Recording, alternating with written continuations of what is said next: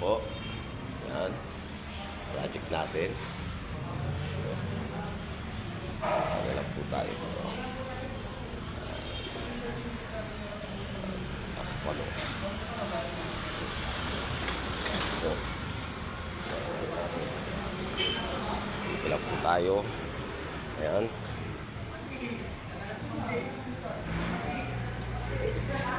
Ito po ang ating project. Tatapos na po siya. Ilang kembot na lang po yan. Dito po tayo. Yan. Ito po yung walk-in closet. Yan. Walk-in closet. Ito po yung CR. Yan. CR po yan. CR po. Dito po tayo sa kabila.